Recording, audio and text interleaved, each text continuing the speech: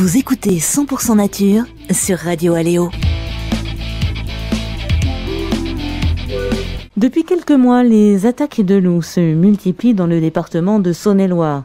Sa présence a été confirmée dans le Charolais en juillet dernier grâce à un piège photo installé suite aux attaques présumées de 9 troupeaux par le grand prédateur.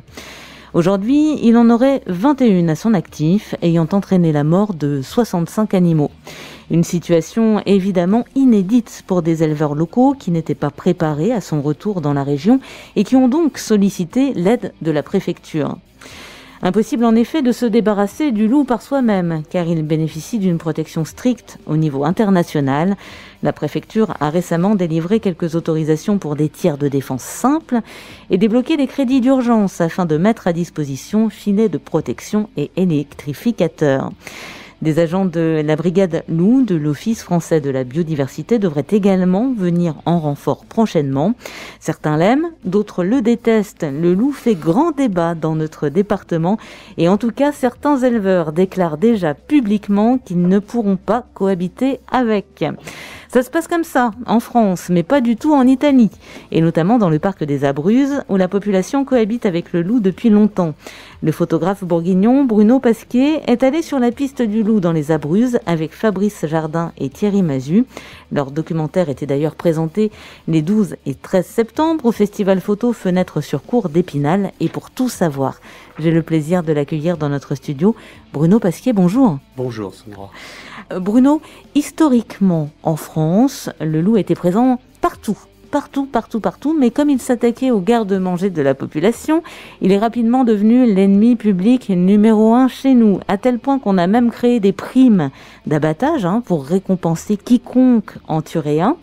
Les mesures, elles ont très bien fonctionné puisqu'on considère que les loups ont été totalement éradiqués du territoire français en 1937. Bruno Pasquier, est-ce que vous pouvez nous expliquer quand et comment ce grand prédateur est devenu une espèce protégée ? Alors le loup a été protégé au niveau européen en 1979.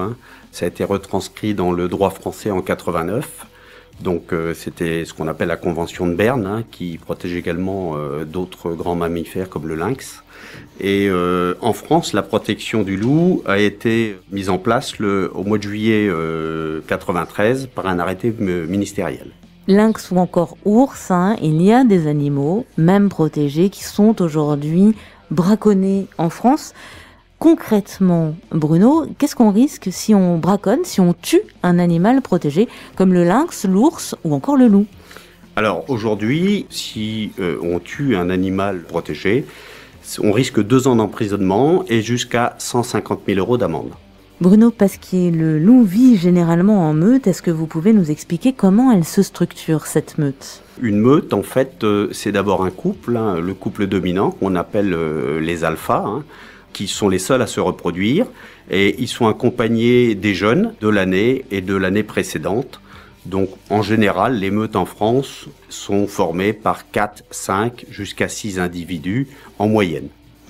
Seul le couple alpha se reproduit, c'est ce que vous venez de dire Bruno. Combien de petits peuvent naître chaque année ? Environ 4 à 5 jeunes tous les ans. Qui vont rester combien de temps au sein de la meute ? Alors ça dépend, ça peut être 1 année, ça peut être 2 ans. En fait, jusqu'à la dispersion. La dispersion, il y a 3 critères pour la dispersion. Le premier critère, c'est la tolérance des adultes, l'intégration au sein de la meute. Il peut y avoir des rivalités qui naissent avec les dominants. La deuxième, c'est le besoin de se reproduire. S'ils restent dans la meute, ils ne sont pas dominants, donc ils ne pourront pas le faire. Et la troisième, c'est la quantité de nourriture disponible pour l'ensemble de la meute. Le loup va marquer, comme d'autres espèces, son territoire en urinant. Est-ce qu'il occupe un vaste territoire ? Sur combien de kilomètres s'étend son territoire ? En France, en moyenne, c'est 250 km². Ça peut être beaucoup moins, c'est entre 80 et 250 km². Comme beaucoup d'espèces, le loup a vu son habitat naturel en péril, alors notamment à cause de la déforestation. Est-ce que c'est pour cette raison qu'on peut le voir parfois près des habitations ou encore dans les élevages ? Aujourd'hui, le fonctionnement d'un animal est très simple. Il a 2 motivations dans sa vie, c'est la reproduction et la nourriture. Les 3/4 des gibiers que prélèvent les loups vivent en forêt ou en montagne. Donc c'est clair que s'il y a déforestation, il y a moins de gibier, donc il va falloir aller se nourrir ailleurs. Dans les films ou dans les contes, on a cette image du loup qui hurle, surtout la nuit. Est-ce que vous pouvez nous expliquer, Bruno Pasquier, pourquoi hurlent les loups ? C'est leur moyen de communication, donc ça leur permet notamment de signaler leur présence à d'éventuels concurrents, puisque la meute a son territoire, donc c'est aussi un moyen de signaler sa présence. Ensuite, c'est un moyen de communication entre membres d'une même famille. Et lorsque plusieurs loups de la même famille hurlent en même temps, c'est un peu comme nous quand on chante tous ensemble. C'est un moyen de cohésion de la meute. Est-ce que vous pouvez nous expliquer la méthode de prédation du loup ? Est-ce que c'est un chasseur essentiellement nocturne ? Alors le loup est principalement nocturne, mais pas seulement. Le loup peut chasser en pleine journée à partir du moment où il a sa tranquillité et qu'il considère que le risque de chasse dans la journée lui permet de le faire. Les 3/4 des animaux sont diurnes. Ce qui les a rendus nocturnes, c'est l'homme. Est-ce qu'il va privilégier les proies plutôt malades ou affaiblies ? Oui, comme tous les prédateurs, le loup va effectivement choisir les individus les plus faibles, soit qui soient malades, soit qui soient âgés, parce qu'ils sont plus faciles à attraper. Et ça contribue d'ailleurs à faire en sorte que la sélection naturelle se fasse, puisque c'est les plus faibles qui sont éliminés. Même si on compte actuellement des prédations sur les troupeaux domestiques, il faut savoir quand même que le loup se nourrit essentiellement d'animaux sauvages. Oui, le loup se nourrit essentiellement d'animaux sauvages. Quand il a la possibilité de le faire, il préférera effectivement nettement aller attaquer des animaux sauvages que de prendre le risque d'aller attaquer des animaux domestiques. En fait, c'est toujours un ratio entre le risque et la nourriture disponible. Est-ce que c'est un animal qui va tuer pour le plaisir ou que pour manger ? L'interprétation de tuer pour le plaisir, je pense que c'est une interprétation totalement humaine. Les animaux tuent pas pour le plaisir. Les animaux tuent pour se nourrir, tous. Par exemple, un loup peut effectivement tuer plusieurs brebis, pour l'exemple, et n'en manger qu'une. Pourquoi il tue plusieurs brebis ? Parce que en fait, le but du jeu, c'est j'ai de la nourriture disponible, je tue et je reviendrai manger plus tard. Lui, c'est la façon dont il réfléchit. À partir du moment où il en mange qu'une, l'homme, lui, considère qu'il a tué par plaisir. Je crois que la seule espèce qui tue par plaisir, c'est l'homme. Vous parliez de tuer pour manger, je pense qu'il tue aussi pour son territoire, si y a intrusion dans le territoire, alors ça peut arriver. Effectivement, il peut y avoir conflit entre deux individus, comme pour toutes les espèces, et à partir de ce moment-là, il peut y avoir combat et risque de mort, effectivement. Est-ce que le loup a un odorat et une ouïe particulièrement développés ? Oui, le loup a des sens extrêmement développés, il a une vue excellente. Il a un odorat qui lui permet de sentir une proie à plus de 2 km, et un odorat qui est bien supérieur aux meilleurs chiens de chasse qui existent. Tout ça, c'est physiologique. Il a des capteurs olfactifs en plus grand nombre et beaucoup plus sensibles. Donc, ça lui donne cette possibilité. Et en ce qui concerne l'ouïe, il faut savoir qu'un loup qui hurle peut être entendu par un autre à près de 10 km. Il chasse en meute ou il chasse plutôt tout seul ?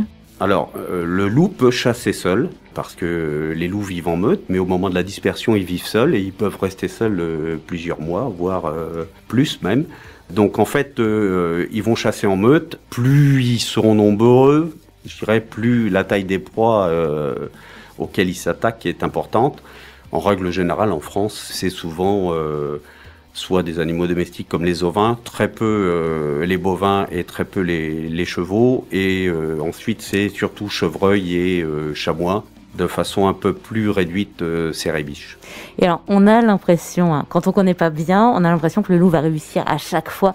Mais en fait, il y a beaucoup d'échecs quand le loup est en chasse. Je sais plus les chiffres exacts, mais il me semble qu'il y a seulement 10% des attaques qui réussissent vraiment dans le milieu sauvage naturel. Oui, il y a à peu près ça. Oui. Entre 10 et 20% des attaques qui réussissent. Il faut savoir qu'un loup va très vite abandonner la chasse à partir du moment où il y a un risque ou bien il y a une fuite prolongée s'il n'est pas en meute. On n'est pas dans les territoires nord-américains où ils peuvent poursuivre leur proie pendant des heures jusqu'à épuisement. Chez nous, on considère que quand un loup, au bout de 500-600 mètres, il n'a pas attrapé sa proie, généralement, la majorité des cas, il renonce. On dit qu'il garde en mémoire les endroits où il a chassé. Est-ce que c'est vrai, Bruno ? Oui, c'est vrai. Alors, je suis pas spécialiste non plus, donc j'en connais pas la raison, mais je l'ai souvent lu et entendu dire, le loup, effectivement, conserve la mémoire des endroits où il a chassé.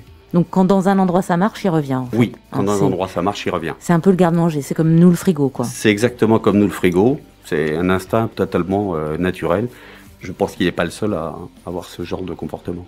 Bruno Pasquier, alors si le loup a disparu totalement en France, ça n'a jamais été le cas en Italie, et notamment dans les Abruzzes. Est-ce que c'est pour cette raison ? À l'époque, vous ne saviez pas encore que le loup était de retour chez nous, Bruno. Mais est-ce que c'est pour cette raison que vous avez eu envie d'y tourner un documentaire avec Fabrice Jardin et Thierry Mazu ? C'est un petit peu plus complexe, mais effectivement, la raison pour laquelle on a souhaité tourner ce documentaire en Italie, c'est qu'en fait, le comportement de nos voisins italiens vis-à-vis de la présence du loup est forcément influencé par le fait qu'ils ont toujours connu cette présence, alors que nous, on a mis en place des systèmes d'élevage où les prédateurs n'existaient pas. Donc, ce qui est intéressant de voir, c'est comment un pays ou une région qui a toujours connu la présence du loup a fait pour pouvoir vivre avec cet animal. Et je pense qu'il y a des enseignements à en tirer, quoi. Bruno, vous êtes allé 2 fois sur place. Comment est-ce que vous avez structuré cette enquête ? Qui avez-vous rencontré ? Alors, la première fois, nous y sommes allés, on voulait rencontrer le loup, ce qui a été chose faite durant notre semaine, où on a rencontré le loup à 2 reprises. Et ça nous a donné l'idée de faire ce documentaire parce que, en fait, la présence du loup est surprenante. Vous allez au café, par exemple, les gens qui sont au bar parlent naturellement en disant « Tiens, ce matin, j'ai vu 2 loups passer à tel endroit, 3 loups passer à tel endroit comme si nous, on avait vu passer un chien ou un écureuil. Ou un écureuil, quoi. Je veux dire, pour eux, c'est quelque chose de totalement normal.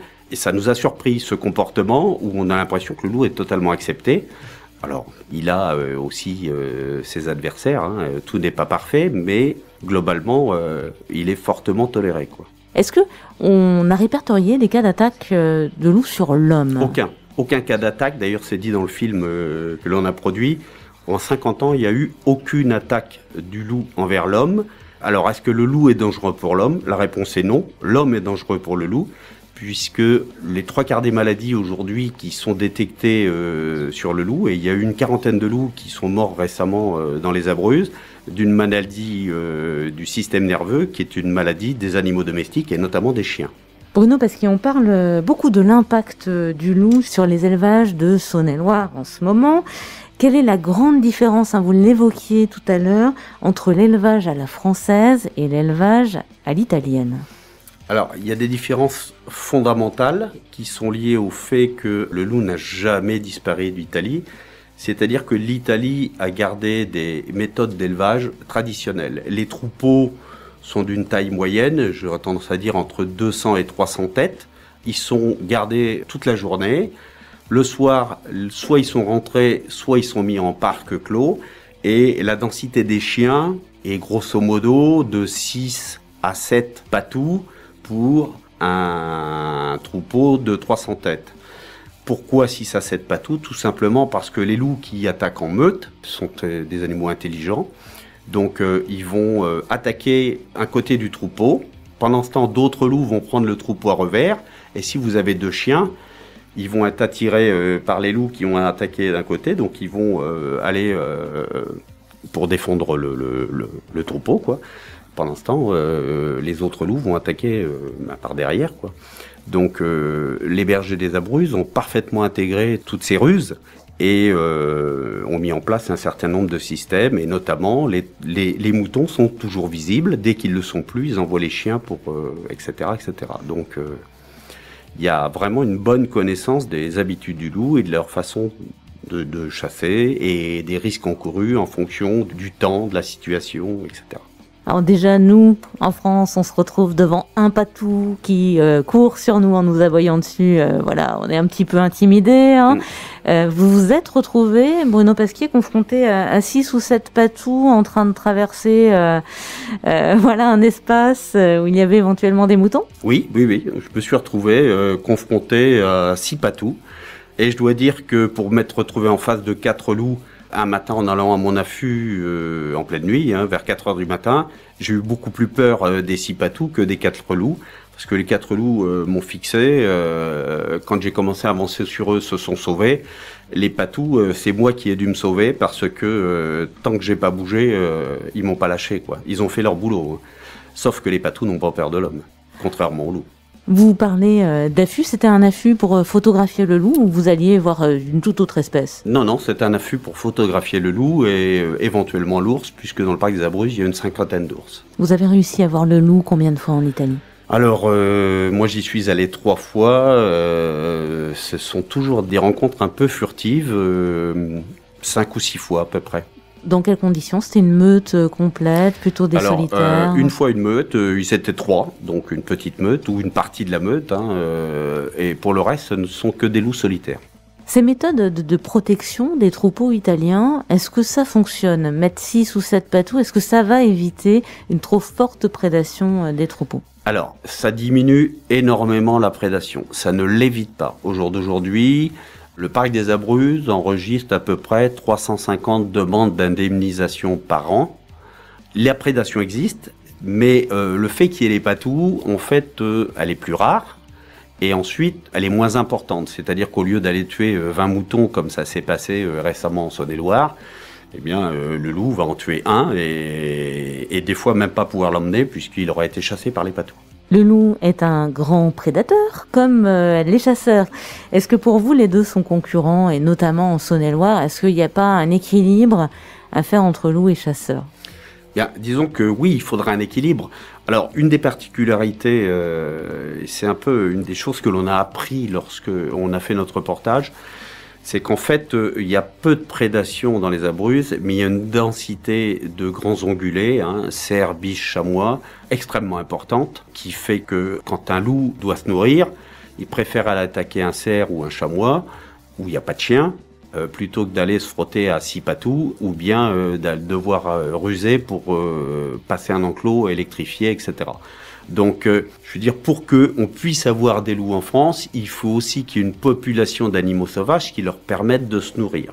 Donc, au jour d'aujourd'hui, je pense à dire que c'est pas vraiment le cas, puisque en France, avec les dégâts, on a réduit fortement les populations, notamment dans nos massifs au-dessus en Côte d'Or, les populations de cerfs. Donc forcément, oui, il y a une concurrence. À partir du moment où le chasseur tue les mêmes proies que le loup, il y a obligatoirement une concurrence. Et c'est la même chose pour le renard et d'autres espèces. Qu'est-ce qui vous a le plus surpris, Bruno Pasquier, dans cette enquête? C'est justement le fait que les gens ont appris à vivre avec ce prédateur et n'en aient pas peur. En France, dès qu'un loup arrive, tout le monde en a peur. On se demande même si on ne peut pas se faire attaquer par les renards en France, ce qui m'a toujours fait rire. Moi, je les photographie depuis 40 ans. Ils ont toujours eu peur de moi. En Italie, les gens n'ont pas peur de ces animaux-là. Ils sont habitués. Il n'y a jamais eu d'accident avec le loup. Et il faut qu'il y ait un équilibre. C'est-à-dire, en fait, il faut que les éleveurs puissent travailler, gagner leur croûte, etc. Et en même temps, qu'on puisse préserver la faune sauvage et lui laisser l'espace et la nourriture disponibles. Et je crois qu'ils ont pas mal travaillé et que même si rien n'est parfait, rien ne le sera jamais, cet équilibre dans l'esprit des gens globalement existe. Comment vous vivez en tant qu'amoureux de la nature, on connaît votre attachement, comment vous vivez ce débat qui anime actuellement la Saône-et-Loire et notamment ce qu'on peut entendre ici et là, on ne pourra pas cohabiter avec le loup, des chasseurs qui demandent l'autorisation de tirer le loup, de chasser le loup. Alors moi j'ai eu un petit problème avec tout ça parce que je considère que la première des questions, c'est pas d'être pour ou contre le loup. La première des réflexions, c'est pas d'être pour ou contre le loup. La première des réflexions, c'est de savoir ce qu'on veut comme futur. Est-ce qu'on veut effectivement des campagnes où tous les prédateurs auront disparu et le seul prédateur autorisé à tirer les animaux pour son plaisir, ce sera l'homme? Ou bien est-ce que l'on veut effectivement, puisqu'on parle beaucoup d'écologie, de biodiversité, etc., ou est-ce qu'on veut effectivement conserver une certaine biodiversité chez nous, dans nos campagnes? Et ça passe également par des symboles forts comme les grands prédateurs que sont le lynx ou bien le loup ou bien l'ours, qui sont des animaux qui font polémique, mais on ne parle pas de tous ceux qui disparaissent sans qu'on en encourage justement. Je regardais ce matin, 70% des moineaux domestiques ont disparu en 10 ou 15 ans. Je veux dire, on voit toujours des moineaux devant chez nous, sauf qu'il y en a 70% de moins qu'avant, quoi. Je veux dire, bon, ça effraie personne, ça fait pas les grands titres des journaux, mais il y a un moment donné, il faudra se poser, c'est un choix de société, quoi. Je veux dire, qu'est-ce qu'on veut pour demain, avant de savoir si on est pour ou contre le loup. Il n'y a pas que l'économie. Est-ce que la vie d'un homme se résume à l'aspect financier de la chose? Je pense pas. Je pense qu'il y a des chasseurs qui sont amoureux de la nature, bien que pour moi c'est un antagonisme d'être amoureux de la nature et de tuer les animaux, mais je pense qu'il y a des gens qui ont été élevés comme ça et qui aiment la nature. Il y a aussi beaucoup de gens qui font ça, c'est leur loisir du dimanche, c'est la sortie avec les copains. On tue, on préserve ça parce que c'est son loisir, et pour ça on élimine la concurrence. Et la concurrence, on sait très bien que ce sont les prédateurs en France. On était dans les Vosges ce week-end pour le salon à Épinal, fenêtre sur cour. On a parlé du lynx. Le lynx a été totalement éradiqué des Vosges où il avait été réintroduit. Bon, quelques spécimens reviennent, mais parce qu'ils ont été réintroduits en Allemagne et ils connaissent pas les frontières. Et voilà, quoi. Je veux dire, on a tout pouvoir, nous, l'homme, de tout détruire. La preuve, c'est que on a tous les outils qu'il faut pour détruire notre environnement. C'est ce qu'on fait tous les jours. À votre avis, quelle devrait être et quelle pourrait être la place du loup dans notre écosystème local, ici ? Je pense qu'il y a des questions à se poser assez globales. Il y a des secteurs où le loup pourrait vivre chez nous, en France. Bon, je parle pas de la montagne, du Jura et des Vosges, où là, les territoires sont quand même relativement vastes et c'est plus simple que chez nous. Mais nos grandes forêts au-dessus de Dijon pourraient accueillir, oui, effectivement, quelques loups. Après... c'est une simple volonté d'accepter de la concurrence, d'accepter de perdre quelques animaux, de pouvoir avoir des plans de chasse qui intègrent également le prélèvement par ces animaux-là. Aujourd'hui, on plante du maïs pour nourrir les sangliers. Pourquoi est-ce que on ferait pas des plans de chasse qui intègrent le prélèvement des grands prédateurs, quoi? Je pense que tout est possible. De toute façon, c'est qu'une question de volonté et de décision politique. Mais tout est possible. On sait détruire, mais on sait faire de belles choses aussi. Merci infiniment, Bruno Pasquier, d'avoir accepté notre invitation. Nos auditrices et nos auditeurs peuvent vous retrouver sur les réseaux sociaux, mais aussi découvrir vos photos sur votre site internet brunopasquier.e-monsite.com. On se retrouve très prochainement pour de nouveaux épisodes 100% nature. Merci Bruno. Merci à vous.